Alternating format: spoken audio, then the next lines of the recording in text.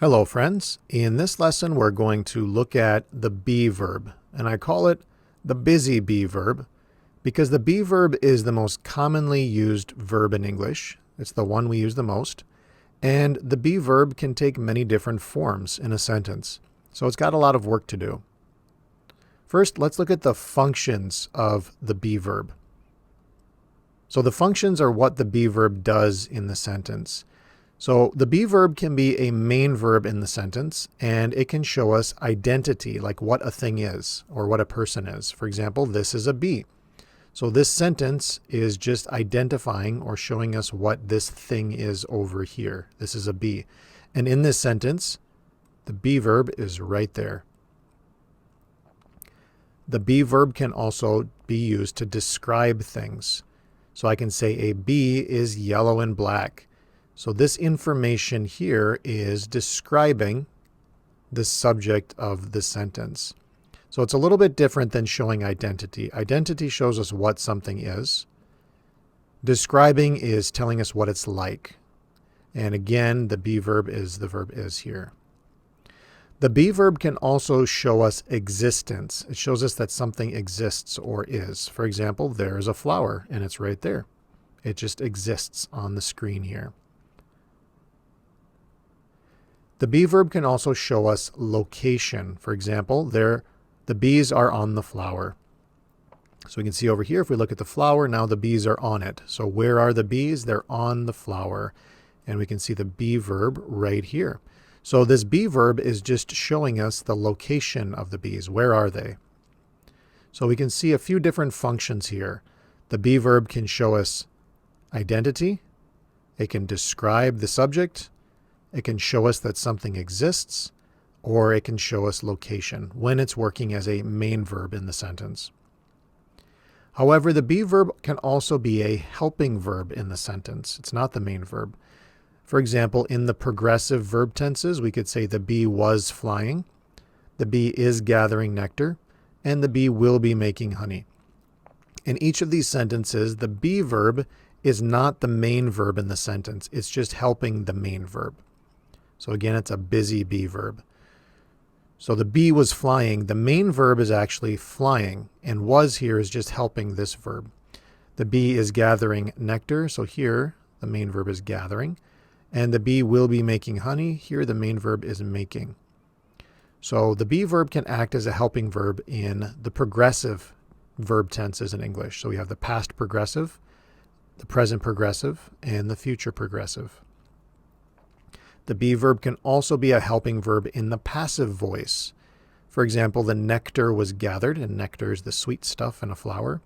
So the nectar was gathered, the nectar is taken to the hive, and the nectar will be used to make honey. So here, was, that's the be verb, but it's not the main verb. The main verb is gathered. To gather something is to collect it or to get it. The nectar is taken to the hive, so here taken is the main verb. And the nectar will be used to make honey. So here used is the main verb. In each of these sentences, be is not the main verb. It's a helping verb. It's helping the verb next to it. And these are all in the passive voice. So we can see these are a little bit different than the progressive tenses because the progressive tenses have the ing at the end of the main verb. Whereas in the passive voice, we have the past participle, like the ed form or the en form of the verb. So the be verb will be a helping verb in the passive voice and in the progressive verb tenses in English. Or it can just be a main verb by itself. So let's look at the different forms of the be verb. So when we're talking about the be verb, what are we talking about? Well, there's the base form of the verb, which is be, which is what we've been talking about the whole time. When I say the base form, this is the most basic form of the verb. And this is the form that you'll usually find in the dictionary. It's unchanged. Nothing has changed about the verb. The present forms of the be verb are am, is, and are. So if you see am, is, or are, this is the present form of the be verb. So we would say I am, he is, she is, or it is, you are, and they are. So the different forms depend on what the subject is. The past forms of the be verb are was and were. So I was, he was, she was, it was, we were, you were, and they were. So was and were are the past forms. And then we have the participle forms. Being is the present participle. That's the one we saw with the present progressive, or the progressive forms of the verbs. And been is the past participle, and this is the one we see with the passive voice. So these ones get used as helping verbs, usually in the sentence. Now, if we look at all these forms, all of these are considered to be the be verb. So we've got the present forms, the past forms, and the participle forms of the verb. This is another reason we call it the busy be verb, because it can take many different forms, which makes it a little bit sneaky too.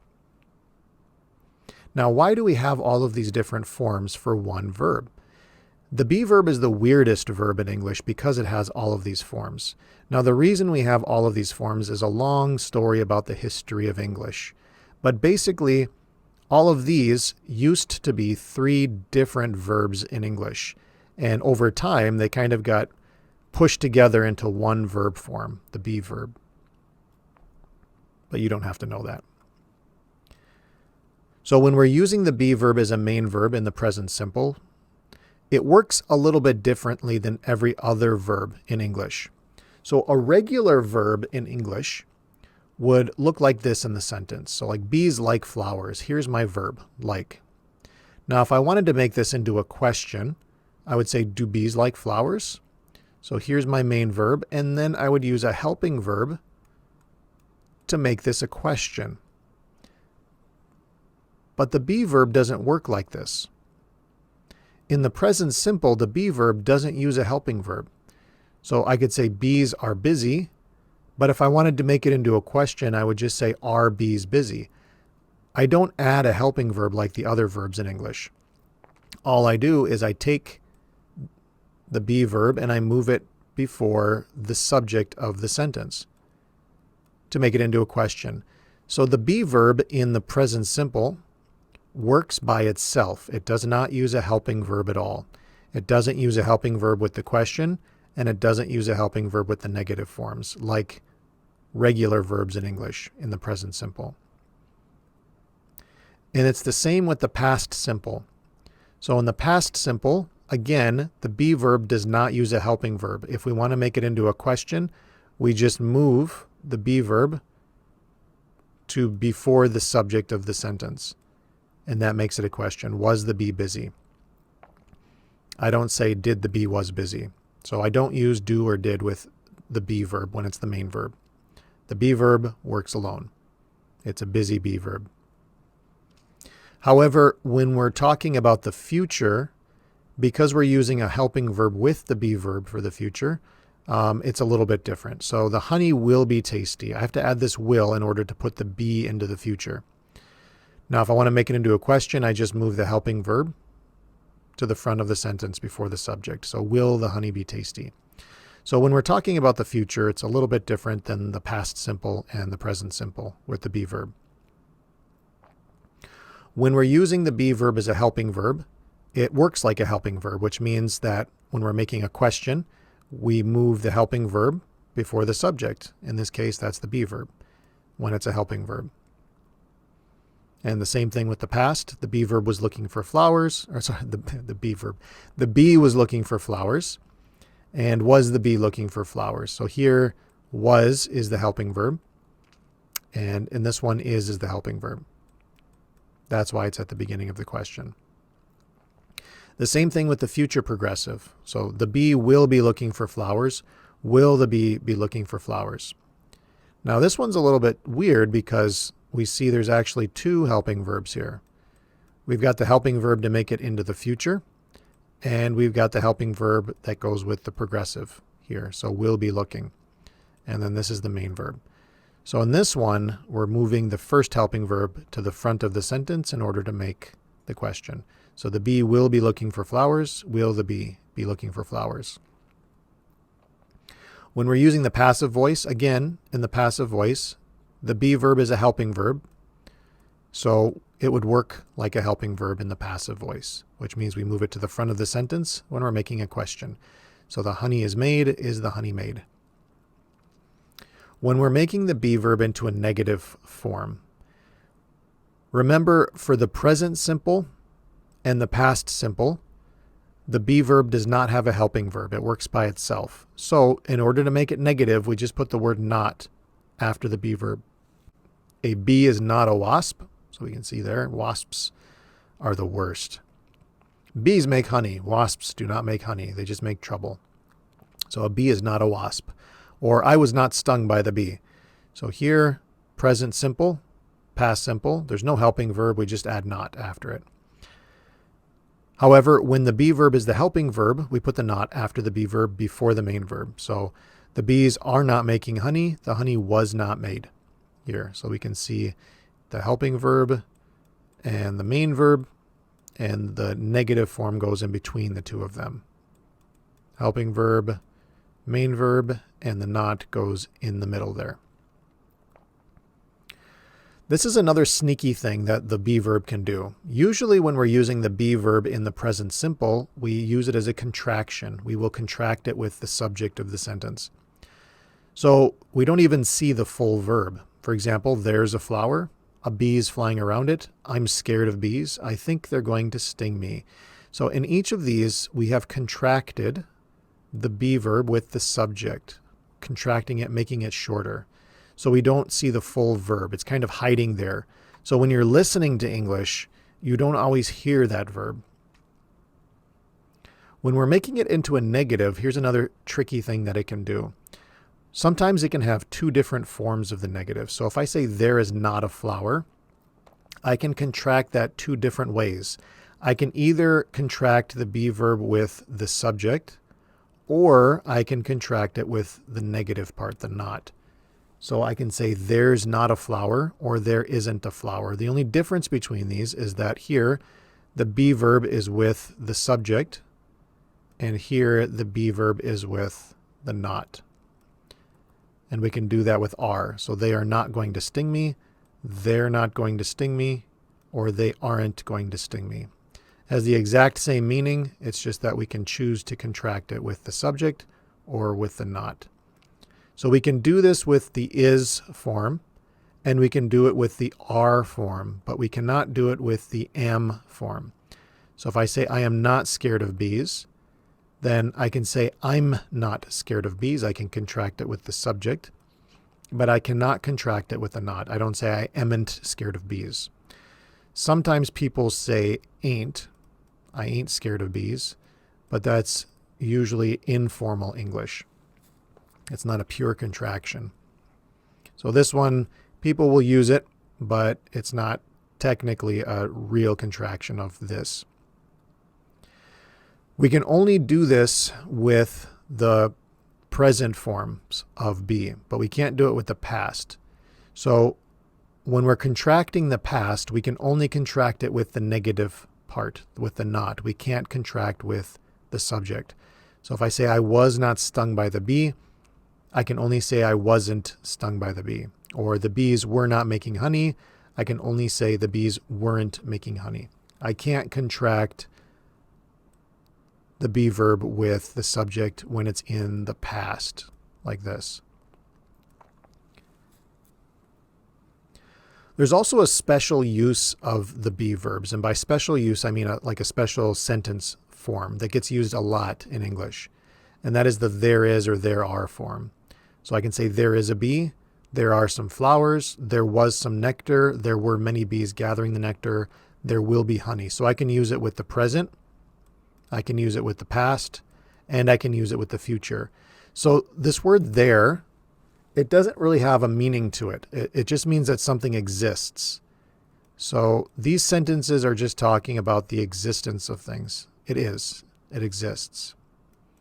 So there is, there are, there were, there will be. All right, so again, the be verb has a lot of different forms and it can do a lot of different jobs in sentences.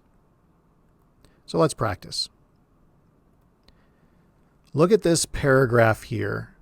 Pause the video and see if you can find all of the be verbs in this paragraph. So try to find all of the be verbs in the paragraph, and then if you're feeling really good, you can try to figure out, is the be verb the main verb or is it a helping verb? So go ahead and pause the video and see if you can find the be verbs. Okay, so here are all the be verbs in this paragraph. Honey is sweet, always been, honey was, honeybees were, there were, and they were not. So if we look at this one, this is a main verb. Always been held in high regard. Here, this is the main verb. So here the be verb is a helping verb. That's where we get the been form. Was considered the food. So considered is a main verb, which means the be verb here is a helping verb. Honeybees were brought. Brought is a main verb. So were is the helping verb. And they were not honeybees over here. We can see there's no verb after it, so that means that this is the main verb. And there were bees on the continent. So again, we don't see another verb here, so that means that this is the main verb. So you can see sometimes it's the helping verb and sometimes it's the main verb. And then we can see here an example of the there were. So there were bees on the American continent. This is just talking about them existing there. So let's do one more practice. Again, pause the video. Try to find all of the be verbs and then try to think about whether that is a helping verb or the main verb in the sentence. So go ahead and pause the video now, and then I'll show you the answers after you unpause. All right, so in this paragraph, there are actually only two be verbs, are and being. So in this one, colonies are divided into three kinds. Divided is a verb, so that makes that the main verb, and that means that this is the helping verb. And if we look down here, being that 1 pound of honey requires 4 pounds of nectar, we don't see another verb after it, but we also don't see a subject before it. So this actually isn't working as the verb in the sentence. This is working as just a participle in the sentence. It's working by itself, but you don't have to worry about that. All you need to know is that this is a form of the be verb. So we have being, are, is, been, was, were. As we can see, the be verb is very busy in English. So that's it for this lesson. I hope it was enjoyable and useful. Thanks for watching.